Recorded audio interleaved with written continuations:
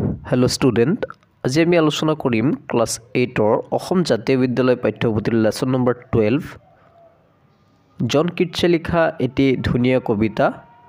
The human সিজন এই কবিতাটিৰ জৰিয়তে কবিয়ে বুজাব বিচাৰিছে মানুহৰ জীৱনত চাৰিটা ষ্টেজ আহে সেম তেনেদৰে এটা বছৰত চাৰিটা ঋতু পোৱা যায় তো সেইখিনিৰ মাজত থকা সম্পৰ্ক সিমিলাৰিটিজ কি সম্পৰ্ক আছে মানুহৰ জীৱনত যেনেকৈ বাল্যকাল আহে শৈশৱকাল আহে কৈশোৰকাল আহে প্ৰাপ্তবয়স্কৰ বৃদ্ধকাল আহে সেম তেনেদৰে আমাৰ চাৰিটা ঋতু আমি জানোই যে স্প্ৰিং সামাৰ অটম আৰু উইন্টাৰ ইয়াৰ মাজত থকা সিমিলাৰিটিজ আমি আলোচনা কৰিম তো ইয়াত চোৱা ফাৰ্স্ট লাইনটো হৈছে fourth season fill the measures of the year চাৰিটা সিজনে কি কৰে এটা বছৰ যোনটো মেজাৰ মানে হৈছে কেপাসিটি সেই কেপাসিটিটো কি কৰে পূৰণ কৰে চাৰিটা ঋতুৰ দ্বাৰা এটা বছৰ হয় there are four seasons in the mind of man মানুহৰ মনতো চাৰিটা সিজনে থাকি যায় মানে ইয়াত বুজাব বিচাৰিছে যে মানুহৰ জীৱনতো চাৰিটা মানুহৰ লাইফটোত চাৰিটা ষ্টেজ আহে চাৰিটা ষ্টেজৰ মাধ্যমেৰে নিজৰ লাইফটো কটাব লাগে he has his lusty spring win fancy clear মানুহৰ জীৱনত প্ৰথমটো ষ্টেজ যোনটো সেইটো কিহৰ লগত তুলনা কৰিছে লাস্টি স্প্ৰিঙৰ লগত আমাৰ মানুহৰ জীৱনৰ প্ৰথমটো ষ্টেজ হৈছে বাল্যকাল অৰ্থাৎ শৈশৱকাল এই শৈশৱকালটোক লাস্টি স্প্ৰিঙৰ লগত তুলনা কৰিছে মানে লাস্টি স্প্ৰিং মানে হৈছে বসন্ত ঋতু যোনটো লাস্টি মানে এক্সাইটমেন্ট যে বসন্ত ঋতু অহাৰ লগে লগে যেনেদৰে শিশুৱে বসন্ত ঋতু অহাৰ লগে লগে যেনেদৰে প্ৰকৃতিয়ে তোমাৰ ৰূপ সলাই প্ৰকৃতিত চাবা গছত নতুন নতুন পাত গজা আৰম্ভ কৰে ফুল আৰম্ভ কৰে লগতে বিভিন্ন চৰাই চিৰিকটিৰ মাটি থাকে গোটেই পৰিৱেশটো গ্ৰীণ থাকে সেম তেনেদৰে এজন শিশুৰ যেতিয়া শৈশৱকাল আহে তেওঁ উত্তেজিত হৈ থাকে এক্সাইটমেন্টত থাকে আনন্দত থাকে when fancy clear তেওঁৰ সন্মুখত সকলো ক্লিয়াৰ দেখা পোৱা যায় takes all the beauty with an easy span সকলোবোৰ বিউটি সকলোবোৰ সৌন্দৰ্য একেবাৰে ইজিলি তেওঁ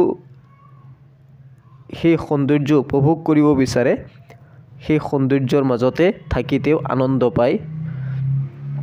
He has his summer when luxuriously spring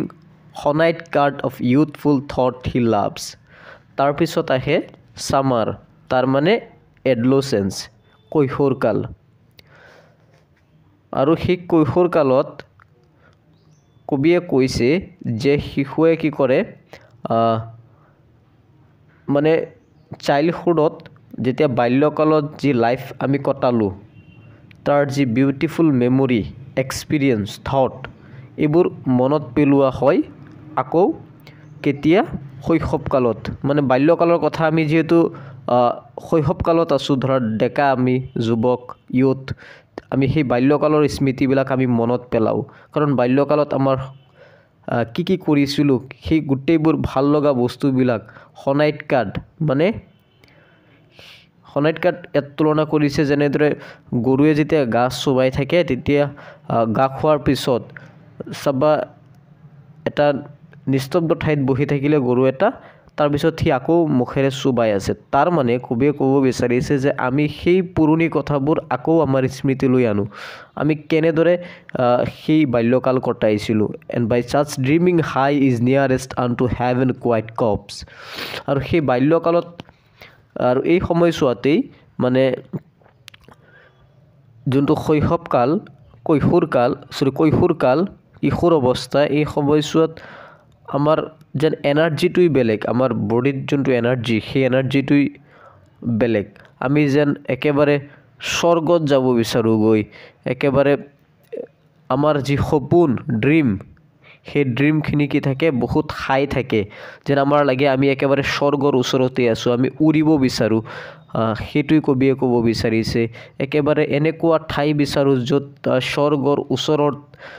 কপছ মানে ঠাই সেই এনেকুৱা ঠাই বিচাৰো His soul has in its autumn when his wings are far let close. তাৰপিছত কৈছে যি অটম ছিজন, সেই অটম ছিজনৰ কথা কৈছে। সেই সময়ছোৱাত মানুহৰ জীৱনত যোনটো এনাৰ্জি, সেই এনাৰ্জিটো কম হৈ যায়। মানুহে কি কৰে? চাইলেণ্ট প্লেচ প্ৰেফাৰ কৰে, পচন্দ কৰে। তাৰপিছত মানুহৰ কবিয়ে কৈছে ইয়াত যি কৈছে ফাৰলেট ক্ল'জ মানে যি তোমাৰ আশাৰ ঢেউকা আছিল, সেই ঢেউকাবোৰ ফাৰলেট মানে ক্ল'জ কৰা, বন্ধ কৰি দিয়া। কণ্টেণ্টেড চ' টু লুক মানে মানুহ শান্ত হৈ যায়, সেইটো কৈছে। On mist of idleness to let fair thing, আৰু তোমাৰ তেনেকুৱা কোনো পৰিকল্পনা নাথাকে, কোনো প্লেনিং নাথাকে যে কি কৰিব সন্মুখত, সেইবোৰ বস্তু নাথাকে। তাৰপিছত কৈছে পাছ বাই আনহিডেড এজ এ থ্ৰেছ হোল বুক, যেনেদৰে থ্ৰেছ হোল বুক মানে কোৱা হৈছে যে চকুৰ সন্মুখত থকা কিছু ভাল লগা বস্তুবোৰ দেখা পায়ো যেন চকুৰে দেখা নাপায়, সেইবোৰ মানে এভইড কৰে, এনেকুৱা পৰিস্থিতি হৈ যায়। He has his winter too pale of misfeature on or else would forego' a mortal nature. তাৰপিছত লাষ্টৰ ষ্টেজটো কৈছে উইণ্টাৰ। আমি জানো উইণ্টাৰ আহিলে সকলো যেন শুকাই যায়, গোটেই পৃথিৱীখন যেন শুকাই যায়। চেম তেনেদৰে মানুহৰ মনটো যেতিয়া একেবাৰে মানুহ বৃদ্ধ কাললৈ যায়, তেতিয়া মানুহ শুকাই যায়, তেতিয়া মানুহে খালি মৃত্যু কেতিয়া আহিব সেইটোহে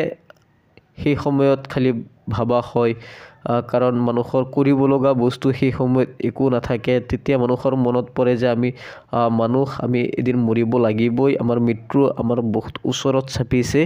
গতিকে এনেদৰে কি কৰিছে, 4টা ষ্টেজ আৰু ঋতুৰ লগত, ছিজনৰ লগত তুলনা কৰিছে এই কবিতাটিত।